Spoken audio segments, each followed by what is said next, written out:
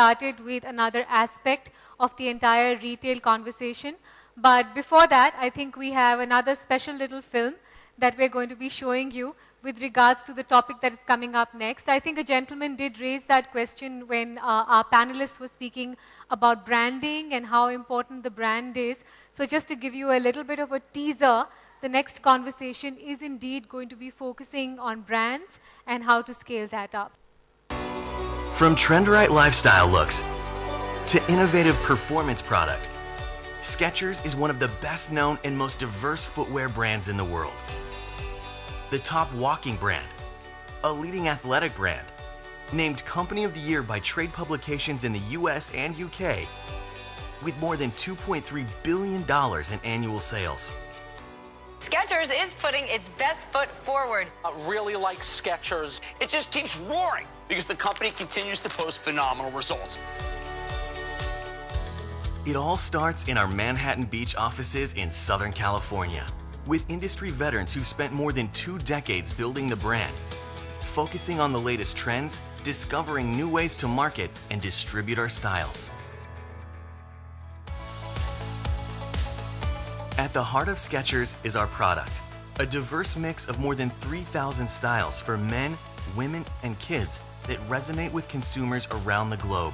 From athletic, casual, and fashion looks for adults of all ages, to charity collections like Bob's, which has donated more than 10 million pairs and counting, to little kids' styles backed by a cast of characters and lightweight shoes that help bigger kids run. And Skechers Performance, which has been embraced by serious athletes and enthusiasts, and expands our reach with award-winning running, walking, and golf footwear that's making gains in the athletic industry and builds our momentum as a technical brand, growing our company in new categories like apparel and accessories. Skechers distributes approximately 100 million pairs a year to the world. Our speed to market stays a step ahead of the competition. From leading factories that ship our product direct to our international distribution partners, to our Belgium distribution center, now automated and expanding to support our growing European business, and our LEED certified center in Southern California with the capacity to grow with our brand. From prestigious flagships and sports retailers to national family retailers, we're in key athletic, department, specialty, and independent stores in the US and more than 120 countries worldwide. Growing shelf space with new product lines supported by dynamic in-store presentations and shop-in-shops. With more than 60 offices and showrooms around the world, we plan to grow our international business to 50% of our sales through our network of subsidiaries in Canada, Brazil, Chile, and across Europe and Japan. Joint ventures in India, China, Hong Kong, Singapore, Malaysia, and beyond. And distributors across 5 continents. Now, with more than 1,000 Skechers retail stores worldwide, we continue to open in new markets and key shopping destinations, with company-owned and third-party outlets in more than 80 countries.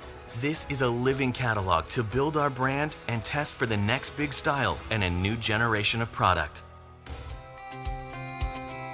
From stores to homes around the world, consumers use every channel to shop for our brand. Inspired by marketing that engages, everywhere you walk and talk, you'll find Skechers celebrities in our product.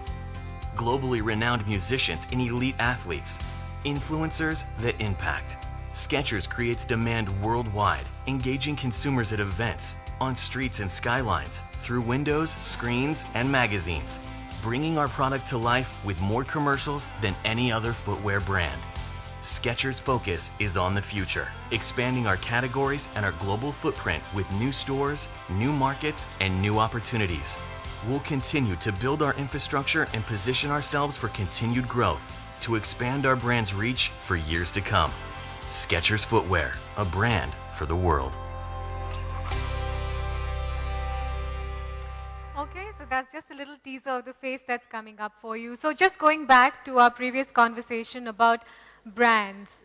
Unlike a decade ago, the brand is no longer everything. There's 2 things that are sort of weighing in together. There is the brand on the one side, and then there's the consumer conversation.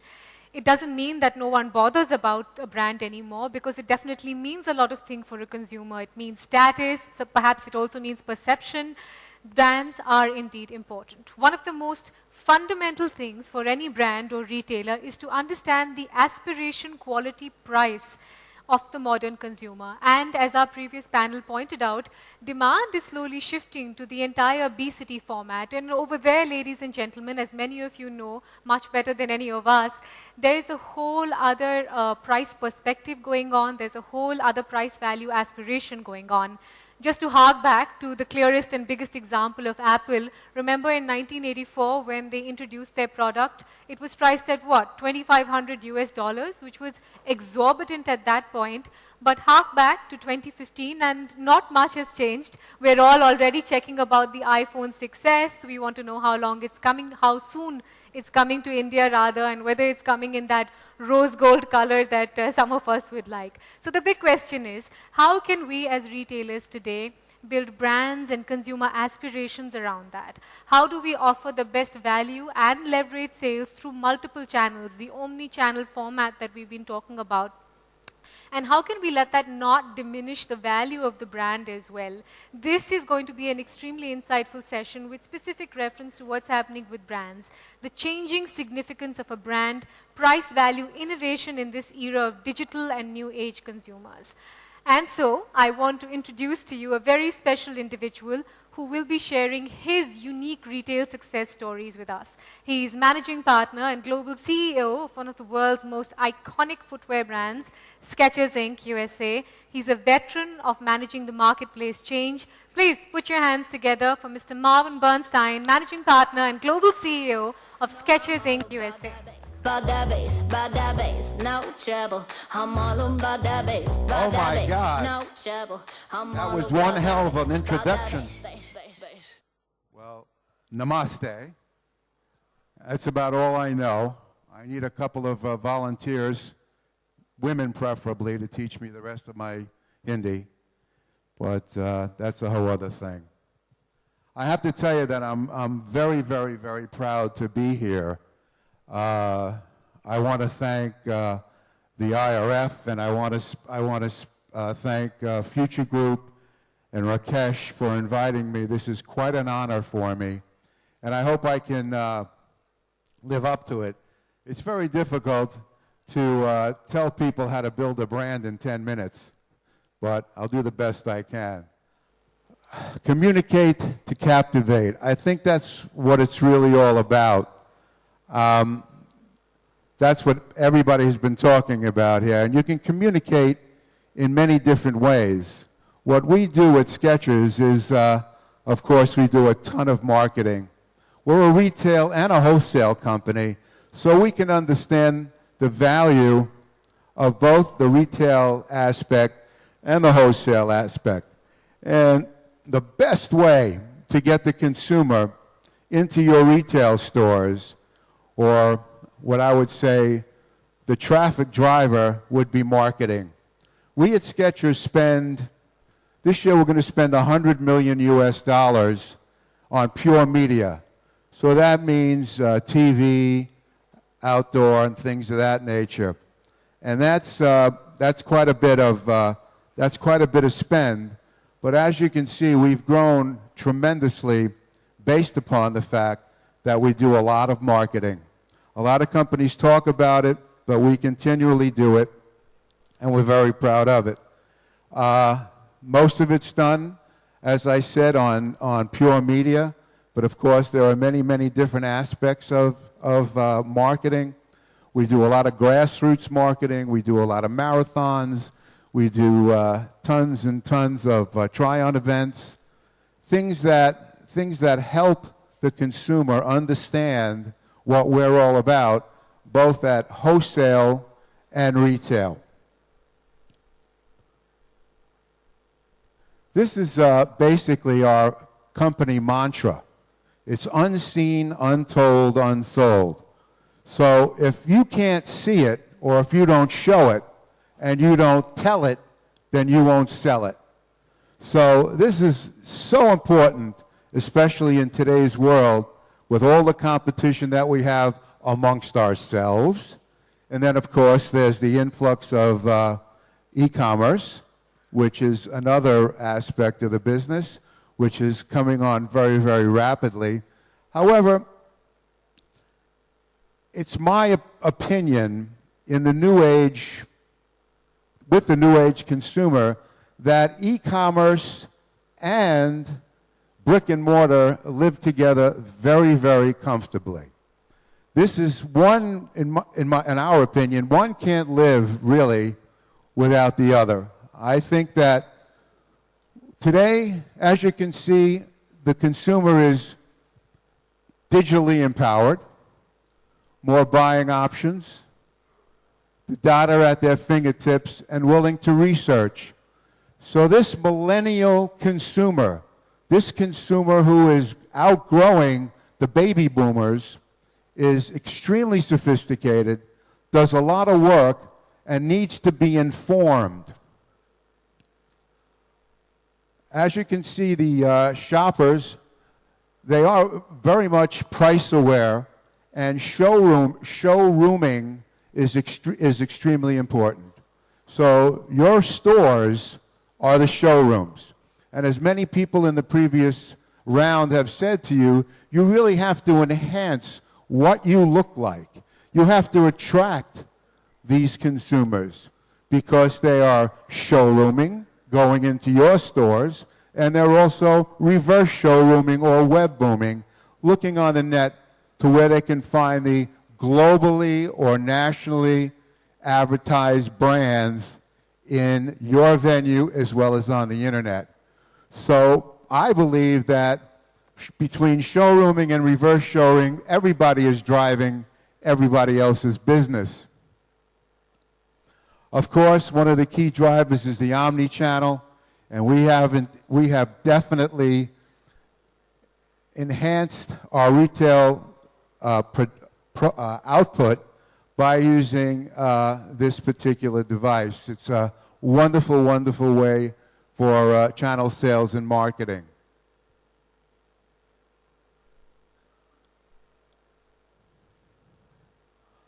You need to improve your brand awareness at every touch point. You have to be hyper aware of what's going on. I would also suggest that you deal very, very intently with vendors that are sensitive to you, which means there are a lot of companies out there that sell a bunch of stuff to everybody. We at Skechers, what we try to do and what we would encourage around the world is, I think you heard that we have about 4,000 SKUs. So there's no real reason for us to not give a point of difference to our online retailer as well as our retail consumer. Let's see. Okay, yeah. Social media is a very, very important piece. The power of reviews, start online conversations. If you guys are not using all of these vehicles to drive the consumer into your stores, then you're going to lose, or you won't be as successful as you'd like to be. So I think what I'd really like to say here is life begins at the end of your comfort zone. So for those of you who have not jumped in to where you have to be today, do so. Because as I said, this consumer is extremely important, very, very, very intelligent, knows what they want, and you have to show them how to get it. So what can I tell you? I appreciate your time. I kept it short. That's what they wanted me to do. I could talk about this brand for about 5 days. But I want to thank you very much for your time. Thank you very much. I want to hear from you, so do come back on stage and grab a seat, Mr. Bernstein. It's not just 10 minutes. Yeah, it's going to be a longer conversation. I thought you'd want to get rid of me. Not quite yet. Let's get started then on the topic of discussion, the changing significance of a brand. Let me invite on stage the rest of the panel. Alok Tandon, who's CEO of Einhawks Leisure. Brendan Dorian, Head of Retail, Fawaz A. Al Hokair and Company. Javier Sotomayor, who's the MD of Cinepolis India, John Schreiner, Global Vice President IMAX, Sriram Khattar, who's CEO of Rentco DLF, and Venu Nair, MD of Marks and Spencer. Gentlemen, welcome on stage, and of course, may I also invite our moderator for the session, Abhishek Ganguly, MD of Puma India. So, all right, good afternoon, everyone. It's a pretty interesting topic that has been given to us, and an interesting set of panel here. Three of us from the brand side, of course, between Marvin, Venu, and myself. Three people from the experiential side, from the cinema business, and which is about entertainment marketing, entertainment brands. And obviously, we have a retailer amongst us and somebody from Saudi Arabia, so which is itself in a very, very challenging, different kind of a market. So it's a very interesting panel and an interesting topic. We would like to talk about it for about 45 minutes, interact between each other, and then we throw this up to you guys to have questions for the panel. So so first and foremost, I'm sure it has been spoken about in the previous panels as well. How does, what does this digital era mean? And how things are changing in this digital era. So that's something that we would like to first talk about. And how are these new age consumers in terms of their way of consumption, the way they're dealing with brands, and how are new age customers behaving? Are they expecting differently? Is their buying pattern different? So how are they behaving? And then in this context, I think it's a very, very important topic, that what is in it for the brands? Is it, for example, today in the media, a lot of traction, a lot of media interest is about technology companies who are creating the platform to enable different things for brands to reach out to consumers. And I hear in the media people talk about that it's a technology and logistics play. But at the end of the day, we believe that it is finally the brand which is the goal. The brand is what people are consuming, and technology is an enabler which brands need to know how to use that better and how to engage consumers using technology. Technology can never be the goal. So that's what we are going to talk about, and I will straight away go to you, Venu. We've been leading Marks and Spencer's, which is a leading retailer globally. My question to you is that digital trends as well as new age consumers, how do you see things that have changed dramatically in the last 2-3 years? Thanks, Abhishek. And good afternoon, everyone. We in India, and Marks and Spencer has built an aspirational brand enhancing lives every day. And we've been able to do that with a strong product offering. And what we have been able to do over the last 2 to 3 years is to use the new almost explosion that we have had of technology and the awareness that's now there with the consumers in the form of different mediums, whether it's online, whether it's through the internet, mobile, laptops, and all of that. And what it has done is given us the ability to reach out to our customers in a lot more ways, every day, every minute.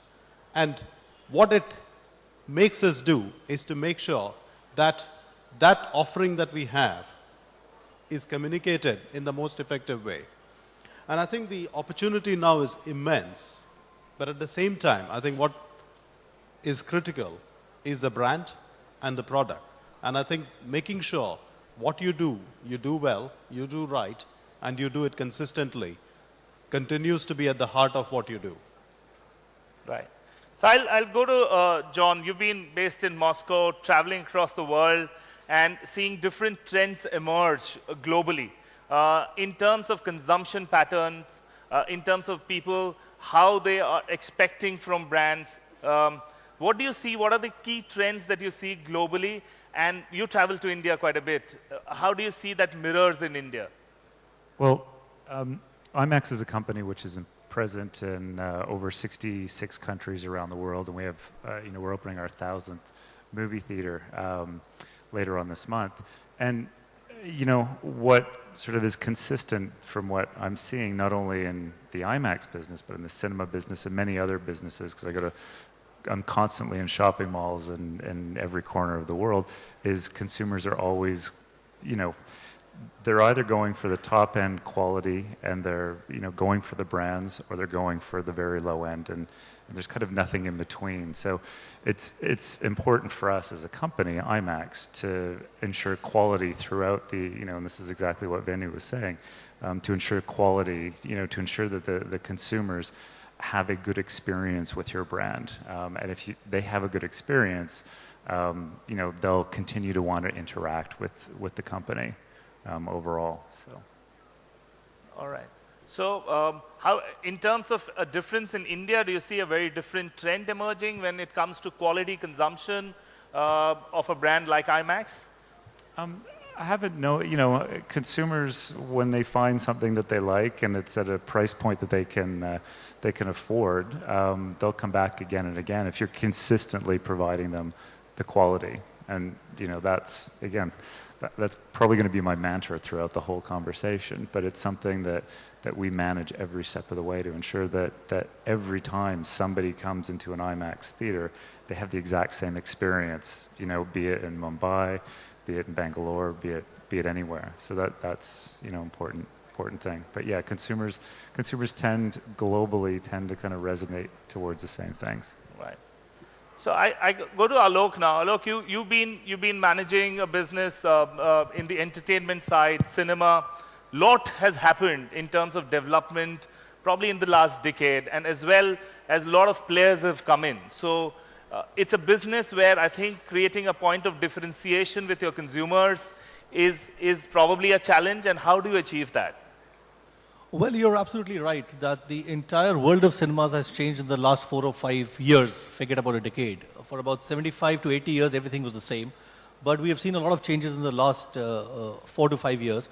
But having said that, what's also important, and you rightly said that technology is not the end, it's just an enabler. And it's an enabler to make your product showcased in a better way, to see that the patron is given full comfort, to see that you use technology for, in my business especially, for a crystal clear projection, uncompressed sound, and various other things.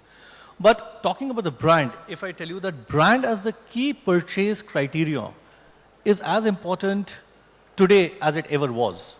Today we may try to position our brand in a super premium category or in a value for money category, but we should remember that the customer will only purchase your brand if he feels, or the way he feels and he associates with it.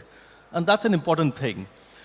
Today what's important for us at Inox, and again going to the brand part, is the aspirational aspect of the brand.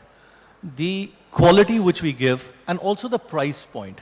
Now these three things I would say are the main equations of any brand, and then we can talk about it.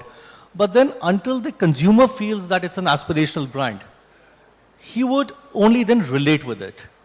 If for him he always has one eye of his is on the price part, and that's important.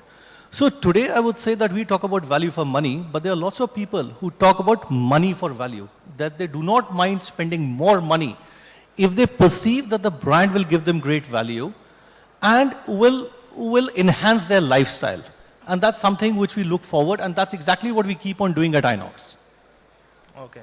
So, so you're saying that the consumer should perceive it's not just about price off, but how can we have value by price equation, which is more than one? So absolutely.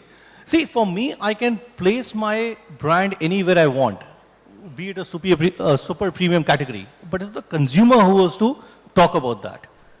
And that's something I think so that is important, and we all are striving towards it. So it's like, for example, on the product side of the business, so if there's a new iPhone and somebody queues up to buy a new iPhone 6, which is 6S, which is just launched, and buys it for, let's say, $400, and is happy, he feels it's worth probably $500. So it's, even if it's $400 expensive, but the consumer exits the brand with a feeling that the value is even more. Yeah, that's exactly. See, nobody minds paying a higher ticket price for watching a movie in a multiplex compared to a single screen, because they all today knew what single screens were all about. Tattered seats, rodents all over, stinking toilets, and how multiplexes today have changed that entire perception. Today, watching a movie, for example, has become like, it's an outing for the family and friends. And this is the bar which has been raised by all the multiplexes in the country so that people have a great experience. Javier, I'll come to you. Cineplex, Cinepolis with more than 200 screens coming in at 2009 when all of these developments were happening around cinema. How do you create a brand which your consumer vouches for, which your consumer engages with? Well, we believe that your brand is what the consumers think your brand is. So and if you're lucky, is what you're expecting them to think about your brand. And I guess it has been mentioned already. I believe that the name of the game is consistency. We cannot detach the brand from the product and from the experience that the consumer gets and every touch point, whether it's online, buying a ticket in our business, whether it is with the housekeeping boy at the cinema, whether it's when they experience a movie and they have the best quality in projection and sound. So the delivery of the service or the product that you're giving has to be in sync with the messages that you're sending all across. Needless to say that to position a brand, you need marketing, you need communication, but also that communication, the tone, the language, has to make sense and has to be consistent throughout the different touch points. And it's challenging when you have presence in different countries. In a country like India, it's challenging when you have, these micro regions, like South India is completely different from West, from East, from North. So that consistency at the time of delivering is not easy. It's challenging, but I guess that's what we have to do. Mr. Khattar, I'll come to you. And we all saw, we're all excited about Mall of India, and it's a great product, and I think the question that I have asking you is, while DLF was building it over the last few years, as it was the same time when online commerce was happening. So you guys had the challenge to create a product and a brand out of it, which was competing with something which was taking off and which was probably building on price off as one of the hooks. So what were the thoughts that came in to your mind when you guys as a group tried to create this product and a brand? Yeah, Abhishek, I think whilst the civil construction and planning for the mall started about 7-8 years ago, in terms of the offering and what it would bring to the marketplace was really conceived in 2011-12. Now, I'll just split the response in 3 parts, and I think the 3 parts are equally important. First, I think there is a firm belief that in a free market economy, the consumer will always be king, and the consumer has to be respected completely. I don't see any difference in what the consumer today is and what he was 100 or 150 years ago.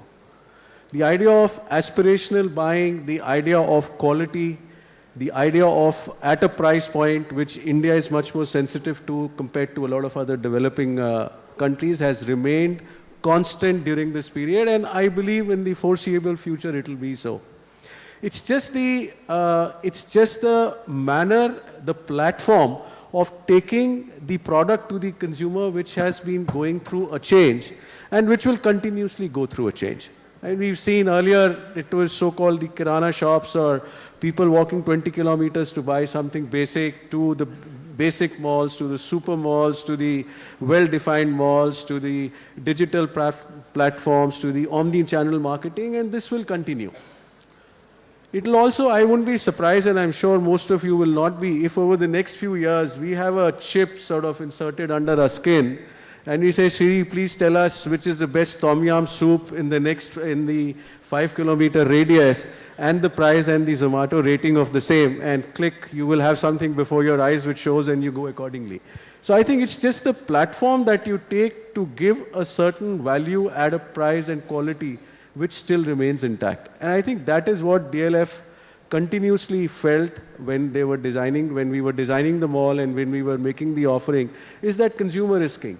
Never try to underestimate what it is, and draw up the product, do your zoning, do your omni-channel presence in a way that the consumer gets the best bang for the buck. Sure. Brendan, I come to you. You've been leading retail in a group which is in Saudi Arabia. Comes with it challenges that we can't even imagine in India at this stage, probably, in our country. However, like you were telling me, you don't have an digital commerce, you don't have an e-commerce in Saudi Arabia. But how do you build brand through great retailing? Well, thank you very much. I'd like to begin by thanking IRF for the invitation to address you, and anyone who can get Marvin on a plane for 30 hours from Manhattan Beach is doing a terrific job. I hope that our contribution as a panel really helps you today. To answer the question, our company operates 2,400 mono-brand stores as a franchise partner in 17 countries. Our head office is in Riyadh, and in Riyadh we manage the Saudi Arabian market, which now lists about 1,100 stores across 80 brands. We operate Aldo to Zara, Gap, Mango, and Marks & Spencer. To draw a contrast, we have 27 million people in Saudi Arabia, and we have 25 Marks & Spencer stores. Venu is in a market with 1.2, 1.3 billion active consumers, and he has 49. So good luck on your 50th. India is a startup. Indian retailing is a startup. Saudi Arabian retailing is a very mature market, contrary to public belief, public perception. We have many of the brands, in fact, all of the brands you'll find on Oxford Street or Fifth Avenue. We have a very savvy consumer.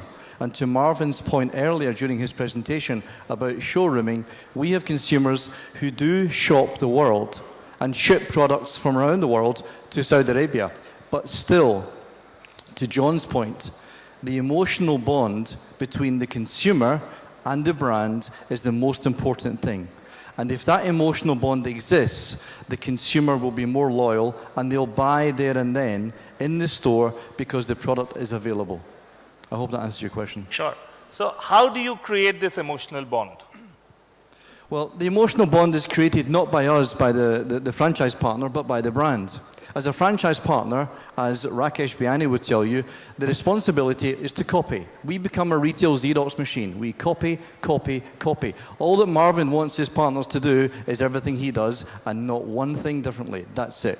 So the brand has to create the emotional attachment, and the technology that you talk about, the enabling technology, it's just like the motor car 100 years ago. It's like the electronic typewriter 50 years ago. They change your behavior, but they don't change your emotions. Something you're attached to emotionally remains attached to you emotionally. And so it's incumbent on the brand to build that emotional bond between themselves and the consumer. Sure. Has been an important element for your marketing. Can you tell us, share with us, any of your experiences where using digital marketing, you have enhanced your brand ethos into your consumers? Yeah, most definitely. We're big on social media, and we've got quite a few people pounding away daily, filling the airwaves with what Skechers is all about. So that's one way in which we get the brand out there. And we also definitely do business with the e-retailers, quite a bit of business. And we see that, just for instance, in one particular country in one particular day, they sold, well, I'll mention it. It's with the risk of everybody being, forget what I say, but I'll say it. But in China, there's a company called Alibaba, and we are on their Tmall, and they have a Singles Day, and in one day we sold close to $10 million worth of shoes, and we expect to double that this year. So, yeah, digital media helps big time, and as I said before, I truly believe that one helps the other. So brick and mortar is there. We're supporting that. And of course, we're also supporting the digital formats and platforms. So when we were chatting up, we all agreed kind of that, brand is critical. The brand is what the consumer consumes, experiences, builds loyalty for. And you have then the medium, which is basically enabling the consumer's consumer brand. So if I throw this open to anybody who picks this up, if there are experiences from your background where you think that your brand or the brand that you work for or any other brand, for example, use digital medium to activate or elevate their proposition? Well, if I can answer that question. For example, we've used technology a lot in our company. And to give you a few examples, it's the queue busters. For example, if you're standing in the lobby and the concession line is about 10 people deep, then somebody will come to you, take your order on a tab. He's got a Wi-Fi printer attached to his belt, take the money, give you the receipt. Either it's served on your seat or you can pick up from the fast forward counter. That's one. Number two is the apps which we have developed. You're sitting in the auditorium, you want to order your food, open your app, just put in your ticket number, and we'll come to know in which screen you are and which seat are you sitting on. So the food will be served over there before the movie starts or during the interval, because we don't want to spoil a guest cinema experience by serving food inside when the movie is on. For example, buying tickets on your app, having a paperless entry, where you just have to scan your phone, a QR code is there, it's captured, and you can go inside. So what's happening is that we are investing in technology to keep the brand relevant, to give a lot of comfort to a patron, and that's important. For example, once you give all the comfort to a patron when he comes into your theaters or into your retail stores, what's happening is that it's having a rub-off effect on the equity of your brand. And then people would like to use it more often. So where technology is concerned, where digital medium is concerned, we have used a lot of it to make life simpler for our guests. John, today we are at a cusp where there is a movement to video content which is watched and consumed on the web or on the mobile, and we get to see a lot of trends on that front. How YouTube as a medium, or people now consuming video content on the go, on their iPads, on the mobile, and you are in a business which is about just the opposite. The experience and the quality. So how do you see this trend where consumers are kind of shifting away, I don't know, but kind of moving to consumption? Maybe they're consuming more and the overall data consumption is going up, but things are moving to smaller and smaller devices. And on the other side, IMAX is about quality and largeness and all that you stand for. Yeah, I think it's an interesting conversation, because I think both Javier and Alok will probably attest that there, a ton of people are watching things on their devices. But I think when you look at the data across the world, people are watching videos of cats, they're watching sports highlights, they're watching television programs, but they tend not to watch movies, because movies, you just, again, don't have that sort of experience of watching. Again, it's the emotional connection of what the filmmaker wanted on the screen, wanted people to see. And how we sort of break through it, to kind of touch on, the social media aspect, the sort of digital delivery side of our message is we make use of a lot of brand ambassadors. And we're lucky in the sense that Hollywood filmmakers, Hollywood movie stars love to talk about IMAX because they've all dreamt for many, many years. You know, our company's been around for 40 years. They've dreamt of having their movies on the biggest screen possible. So at any, you know, if you go on if you go on YouTube, you know, social media, you'll see Tom Cruise, you know, Christopher Nolan, you know, filmmakers talking over and over about how their movies were made to see in the biggest way possible. If they're not talking about IMAX, they're talking about, you know, go to see it in a cinema. And, you know, so it's, for us, the brand ambassador, you know, the people talking about us positively really kind of cuts through the clutter.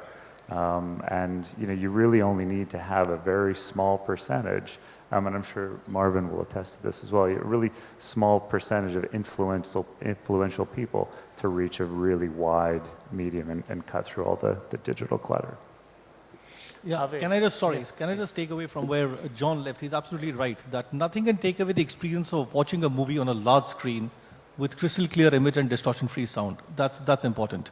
Today, we also know that there's a lot of time lag between the movie hitting the screens and we watching it on our televisions. There's at least 6 to 7 weeks, and which I feel that for a cinema lover, that's a long period. So anybody who wanted to watch a movie has already watched it. And a cinema lover will always watch it on a giant screen and not on his iPad or television or his mobile device. Have you seen that trend change, Javier, that in terms of initially when you guys came in, movies would run for a longer period of time, and now it is about the initial few days, weeks, or whatever. Is there a change in trend? No, I guess that for the research that we have made is that people who have the appetite to watch movies, they will watch movies first on the cinema because there is a window of exclusivity that movies are launched exclusively on cinemas first for a certain period of time, and then they move to the next window, premium direct to home and online, DVD, etc. So it's the same people who have the appetite for entertainment. They watch the movie in the different windows. There is one thing that affects the industry globally, which is piracy. And basically what piracy does is that it kills the window in such a way that when the cinema window is there on an exclusive basis, people can get a pirated copy of the same movie on different devices. However, in spite of the heavy and unfair competition that piracy means to our business, the data supports that the people still prefer to go out on a family gathering to watch a movie on a big screen. There's nothing like enjoying a movie on the big screen. Sure.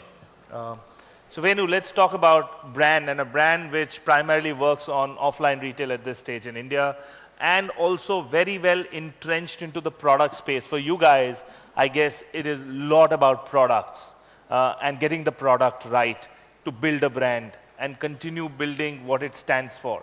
So what do you think in the last, and I keep repeating the last 2-3 years, trends changing, how has product caught up to that? As I said earlier, Abhishek, we are a brand which believes in enhancing lives every day. That's what we believe we do. And we do that by helping our customers to be confident in what they wear. And that doesn't change. We talked of emotion and the brand connecting with the individual, and that doesn't change either. What has changed over the last 2 to 3 years, and we've seen that in this country, and in a very obvious manner, is the awareness of fashion and the trends which are there globally coming to India pretty much at the same time. And what that does is, firstly, it puts pressure on us to make sure that we are launching our collections at the same time as we do in the rest of the world. Because today the consumer is aware, the customer is aware, and consistently the feedback that we we want exactly what you're selling in London, we want it here. And today, because of the speed of information, everyone's aware what's going on, what are the latest trends, what's in the catwalk, and they want to see that in our stores. And 3 years back, 4 years back, we used to be a brand which was selling a lot more core merchandise. And today, we are selling a lot more of fashion. And what that means is our customers are coming back to us more often because they want to buy the latest trend. The opportunity for us is to make sure that we are refreshing our collections much more regularly. We used to do 4 seasons not that long ago. Today we refresh our merchandise at least once a month, so that we've got a new collection in store every month. Every time the customer comes back, he or she is seeing something new. And I think that's what has brought in the whole advent of information, the whole advent of technology, is the awareness and fashion becoming much more prominent in the country. So in terms of your establishment of Marks & Spencer in India, vis-a-vis let's take UK, is there positioning difference? Is there in India it is treated a bit more premium than its mid-market in the UK? So, and has that been achieved intentionally, and why and how? We are a middle-class retailer, and we cater to the mid-market segment, and that positioning is exactly the same in India as it is in the UK. What we do have in this country is a much younger customer profile compared to what we would have in other markets, purely because of the demographics of the country. And we cater to that by tailoring our catalog ever so slightly, but skewing it towards the requirement of the younger customer. One obvious example, or one obvious way to do that, is color, because we bring in a lot more color into our collections here. Now we have a wide catalog to choose from, given the size of the offer that we have internationally. What we do is to tailor from that catalog to be bringing in what the customer here is looking for. What we have also done is tailored our catalog to the needs of the market here. Because as we all know, within India, you have many countries rolled into one. In Chennai, we sell linen all the year round, whereas in Delhi, we would have a proper winter catalog. And it is that opportunity which we get because of the width of the offer that we have. And that's how we manage to make sure our brand is relevant to our customer in every market that we are in. Sure. Mr. Khattar, I'll come to you at the end on this. So we spoke a lot about experience and enhancing experience thanks to 3 people belonging to the cinema world and the entertainment world here. And here for your success as a real estate provider, as a shopping center, it is a lot about partnership with relevant brands and partnership with brands which will enhance this experience for you to succeed. What do you think brands need to do for a shopping center to be successful? Well, I think brands first need to understand that working with real estate developers is the richest partnership they can ever get. Sure. Now, I think we at DLF over the last couple of years, we realized that if we have the consumer as the king, the method of delivery to the consumer has to be through the retailers. And therefore, the partnership between the retailer and the real estate developer has to be an extremely strong partnership. And DLF has been putting its money where its mouth is, or the other way around, where we do most of our deals with our retailers on a revenue share basis, which shows that we have skin in the game, that we are continuously going to do things which attracts footfalls and increase sales for the retailers. I think whether that takes the road of omni-channel marketing, whether it takes the road of joint marketing, digital marketing, whatever it takes has to be done in order to ensure that at the end it is a win-win for the brand, the retailer, and the mall owner. Sure. I'll throw this open to people to ask questions. And before that, just to conclude a bit with what people said here, experience, brand is very, very critical.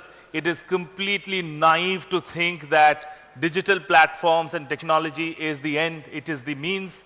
It is the experience, creating captivating brands who engage with consumers, who create talkability, conversation among consumers, quality, service, the right kind of retail is what consumers seek, and consumers consume brands at the end of the day.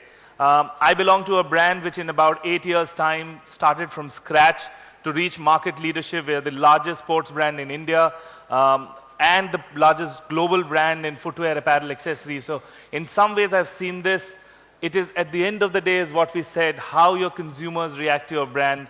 How can you create that kind of consumer connect? Digital, and Puma's done that very well, is digital as a means, is a new age means of doing stuff. But as I would say at the end, creating a brand is the most critical thing today, which consumers can engage. And in India, we must admit that that's sometimes a neglected part of the business. I would throw this open, very varied panel. Questions, please. Yes. My name is Adarsh Gupta. I have 2 questions. My first question is for Mr. Martin Bernstein, Global CEO of Skechers. We are also in the business of footwear and have been promoting our brand for the last 60 years. My first question is to you. How do you feel when large companies like Alibaba offer your product on sale and offer huge discount, maybe 30% or 50%? Well, first of all, we offer Alibaba different product than we do for our regular retailers. How do I feel about it? I feel that if it's different product and it has my name on it, whether it's discounted or not, it'll grow my brand substantially. Because what it does for me in China is it makes a huge statement that Skechers is alive and well in China. I'm not the only brand that does that. There are many, many brands that go on Alibaba. But I think the difference, and what we're very sensitive to, is we don't offer the same product that we offer our franchisees and third-party retailers. My second question is to all the panelists. When your company or your probably dealers or companies like Alibaba announce such a huge discount sale, do you have conducted any research or study which tells you that how much damage it has done to your brand equity? I'd like to pick that up, if I may. Discounting is a way of clearing failed fashion. I think that's a fair summary, because not everything can be fashionable. But you have to go beyond discounting in the brand equation, and you have to look at something which I'd like you all to remember, and write this down. Brand agnostic. Brand agnostic. This is the thing that's permeating the industry more than anything else. And I'll give you a train of thought very quickly. Don't worry, it's not a long answer. There's a speaker tomorrow. Her name's Jasmine Schneider. She's from a company called The Balm in San Francisco. The Balm is a color cosmetics company which is growing around the world. It's already in 91 countries. Now, The Balm is sold in Nordstrom, it's sold in Macy's, it's sold in Kohl's, it's sold in Debenhams. That shouldn't normally happen. It's brand agnostic. Look to the next thing. The brand will soon be sold through House of Fraser in the UK, and House of Fraser will then sell it into China through Tmall, and they'll deliver from London to the Chinese consumer. So how are House of Fraser taking hold of brands in the UK and delivering them, fulfilling that order from mainland China, from London? The market is shifting, and it's shifting so fast that you have to keep a hold of it. Take a parallel example. Next in the UK, NEXT, Next are now selling Abercrombie & Fitch on their website. Now, why would Abercrombie allow a competitive brand to sell their brand on their website? You have to ask Abercrombie that. But this is the paradigm shift that's occurring in retailing globally. Sure. Yes, please.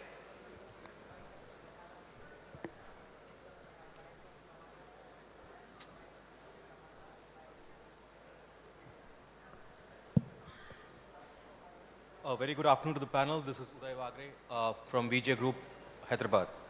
My question is, now we've been talking about brands having, Javier very strongly emphasized on the emotional bond.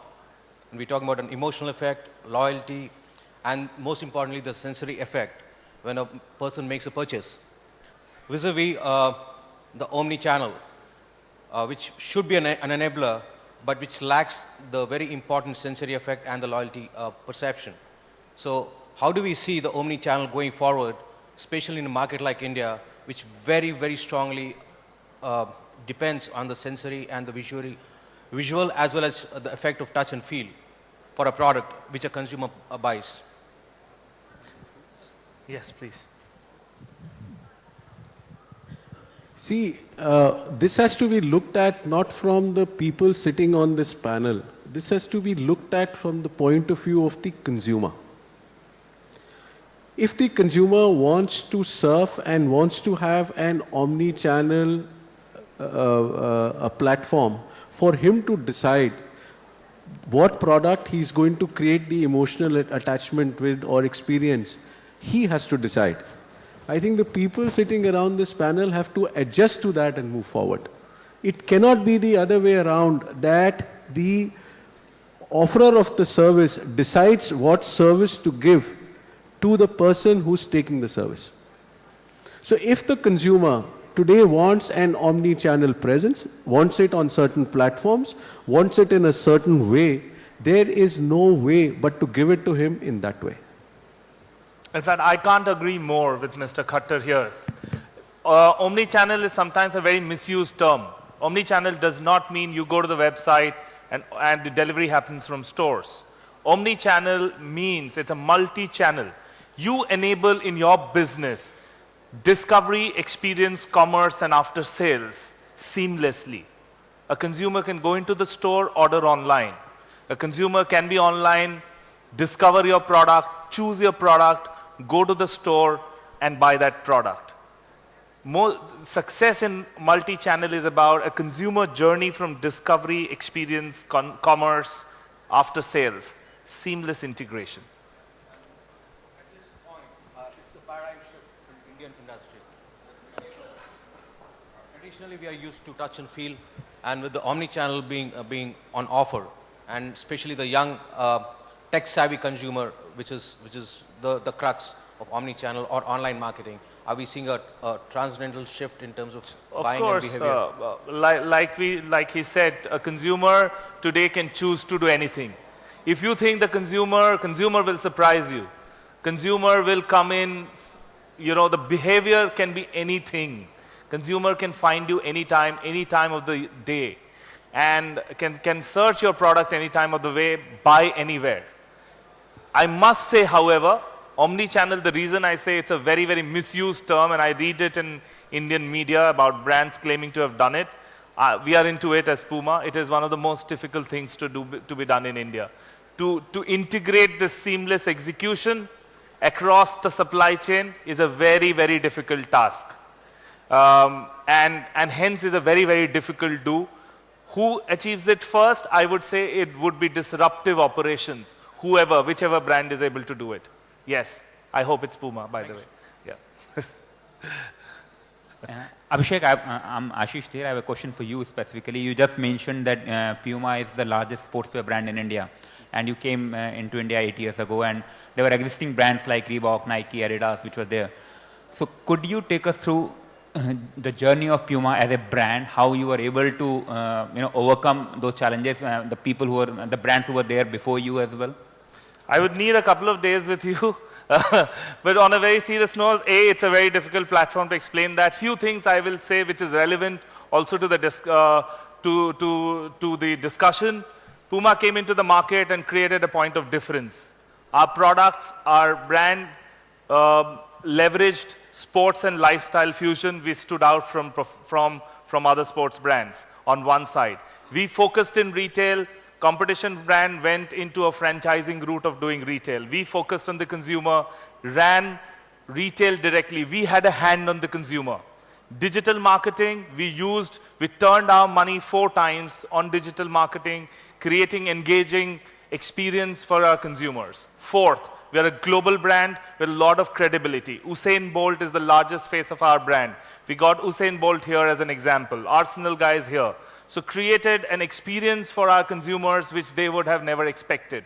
Activated it pre, during, and post that event digitally for an all India visibility of that. So a lot of things I would say, but the name of the game at the end of the day is operating it right in India.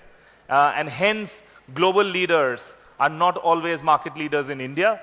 Hence, you need to get your people right. So that's, I think, a quick one. Yes, please. Yeah. Good afternoon, everybody. My name is Ashish Gupta, and I represent a brand called DSMAT, based out of New Delhi. My question to the panel, and specifically targeted to the cinema side of it, and a little bit to the retail side of it, because cinema is, there is a big panel from cinema. E-commerce and technology is both an enabler and disruption, as we have seen in this discussion and before.